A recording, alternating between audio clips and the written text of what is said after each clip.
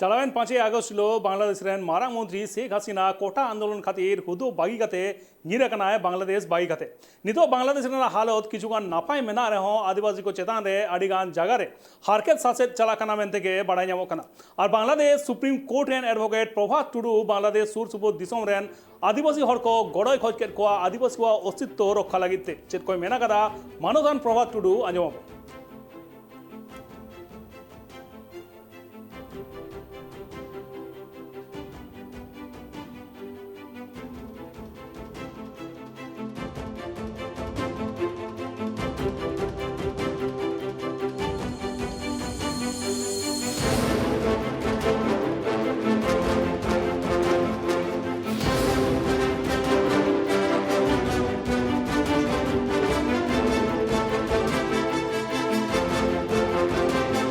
सरीगी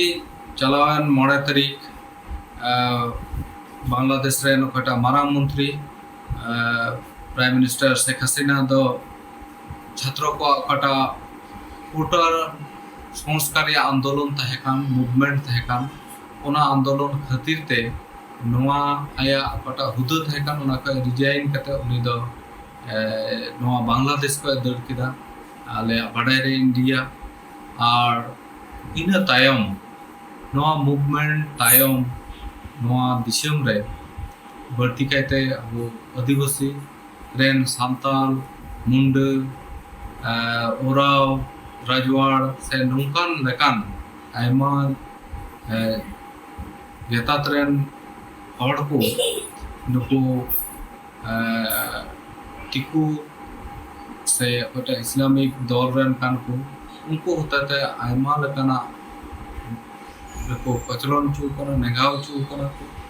और आयमा ऑक्टे रे नेलोगो कना आयमा जायगा रे ओड़ा को रापा का तको ओड़ा को रपुर का तको और आकुआ जुमी को दखल कदा पुखरी को रेन हाकू को लूट दी का को तको और नोंकाना आयमा तो बेबड़िया को कमी कदा और नित हो मी बार जायगा रे तो हुयुग कान गया बढ़ती कहते नितो तो अड़ी आट को बतर उचिए को और नेलोगो कना नोआ बतर खातिर ते बतर उचु खातिर ते आयमा आदिवासी गातात रेन हड़ को दो अड़ी आट बतर रे मेना को आदो आले हले कुरुमुटुइदा जेमन नोआ मुश्किल आना खय जेमन रुखियो ले नाम और ओना इते आपे पे बाडाया जे नितो नोआ बांग्लादेश रे मिटेन अंतर्वर्तीकालीन सरकार को द इंटरिम गवर्नमेंट को मेने खान नुकुआ फॉर्म दो हुई कना और आपे ठे नेहर तहन कना दाया कते आले बांग्लादेश रेन तिना आदिवासी गातात रेन हड़ मेना हिंदू को मेना को विषय हड़ को मेना को बुद्धिस्ट को मेना को आले जतो को जेमन मौज ले तहन शांति ले तहन और आले चितान रे पटा बेबड़िया कचलोन से बेबड़िया को कमिए कान आले को निर्यातन ले नोआ ख जेमन बांचाव ले नाम ओना येते दया कते आपे ठे ले नेहलता नोआ को अरदास आपे रेन से उनका लटू हड़ धरती रे रखय को मेना को मारांग हड़ को मेना को दईकान बान हड़ को मेना को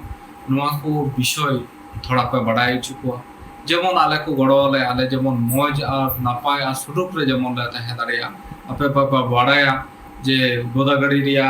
रायसी जिला रिया गोदागड़ी उपजिला रिया दवान पड़ा को मेता ओडे हो मिटेन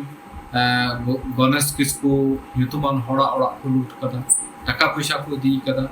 उनका लका आरहो नेलोगो कना नौगारिया ओरसा रे महादेवपुर रे धामुरहाट रे मिटेन अबो मायजी ओड़ा को राफा कदा जतो को उनिया जा तहकन जतो को दी कदा नौका लका आयमा जायगा रे आयमा तो घटना मेना असले नोआ को मीडिया रहो बांग हिजुक कना और नेलोगो कना इटा को नितो सेना बाहिनी मेना को जहाना घटना घटा जोखे रे हो फोन से मोबाइल ते जोगाजोग करते हम बाको हेज और नौकाना अवस्था रे इटा ᱡᱟᱹᱛᱤ ᱠᱚ ᱡᱚᱠᱷᱚᱱ ᱠᱚ ᱵᱚᱛᱚᱨ ᱦᱚᱪᱚᱜ ᱠᱟᱱᱟ ᱡᱚᱛᱚ ᱦᱚᱲ ᱠᱚ ᱵᱚᱛᱚᱨᱚᱜ ᱠᱟᱱᱟ ᱟᱨ ᱚᱱᱟ ᱤᱭᱟᱹᱛᱮ ᱟᱯᱮ ᱴᱷᱮᱡ ᱱᱮᱦᱚᱨ ᱛᱟᱦᱮᱱ ᱠᱟᱱᱟ ᱫᱟᱭᱟ ᱠᱟᱛᱮ ᱟᱯᱮᱨᱮᱱ ᱢᱟᱨᱟᱝ ᱢᱚᱱᱛᱨᱤ ᱥᱮ ᱯᱨᱮᱥᱤᱰᱮন্ট ᱠᱷᱚᱱ ᱮᱦᱚᱵ ᱠᱟᱛᱮ ᱡᱚᱛᱚ ᱦᱚᱲ ᱱᱚᱣᱟ ᱱᱤᱭᱩᱡ ᱵᱟᱰᱟᱭ ᱦᱚᱪᱚ ᱯᱮ ᱡᱮ ᱟᱞᱮ ᱫᱚ ᱟᱹᱰᱤ ᱢᱚᱡᱽ ᱫᱚ ᱵᱟᱹᱱᱩᱜ ᱞᱮᱭᱟ ᱡᱟᱛᱮ ᱤᱱᱴᱮᱨᱤᱭᱟᱢ ᱜᱚᱵᱷᱚᱨᱱᱢᱮᱱᱴ ᱚᱠᱚᱭ ᱠᱚ ᱢᱮᱱᱟᱜ ᱠᱚᱣᱟ ᱫᱟᱹᱭᱤᱠ ᱨᱮ ᱩᱱᱠᱩ ᱡᱟᱛᱮ ᱛᱷᱚᱲᱟ ᱠᱚ ᱯᱨᱮᱥᱟᱨ ᱠᱚ যেমন আলে চিতান রে সে আদিবাসী সে হিন্দু কো চিতান রে অকা কো টর্চার চালাও কান নোয়া কো বন্ধ আর যে কো মানা তিনেক গান হড় নোয়া দুষ্কৃতি করি কই কো মেতা কো কান উনকু কো নোয়া কো ঘটনা কো ঘটাও কা যেমন কো সাপ কো আর আইন রিয়া আওতারে যেমন কো রুকু পা যেমন বিচার হুয়ুক আর আলে হন যেমন নেই বিচার লে নাম ওনা পদক্ষেপ যেমন কো হাতাও দাঁড়িয়া আরহো মিটে নেহর তাহেন কানা দায়া কাতে পে নেহর কো যেমন নোয়া আলে বাংলাদেশ রিয়া কাটা উত্তরবঙ্গ কো মেতা কান সমতল অঞ্চল কো মেতা কান নোয়া নোডা খয় যেমন মিটে সান্তার বইহা নোয়া ইন্টেরিয়াম গভর্নমেন্ট কো দহই আর নোয়া খবর দয়া কাতে আপে লই কুপে আইমা উত্তর খবর মেনা কাকো তো বাং বাড়ায় কানা মেনখান আলে তো নোয়া দিসম রিয়া সংগঠন তলে আলে তো যত ক লাহার কো লই আলে কানা ওনা ইয়েতে আপে ঠে নেহর তাহেন কানা আসলা বাড়াই কাতে আলে ঠে তো আসলা খবর পে বাড়াই দাঁড়িয়া আলে তো রং লেকান সে অতিরঞ্জিত জাহানা বিষয় তো বলে লই দা কাকো ঘটনা ঘটাও কানা স্পট রহলে ইদি দাঁড়িয়ে পেয়া আর নোয়া কো ঘটনা লে আপেস্তে লে সিয়া দাঁড়িয়া আর দয়া কাতে মা তালে নোয়া কো বিষয় আপেরেন মারাং মন্ত্রী সে আবরেন মানতান প্রেসিডেন্ট মেনায়া আবু সান্তাল হপন হপরারা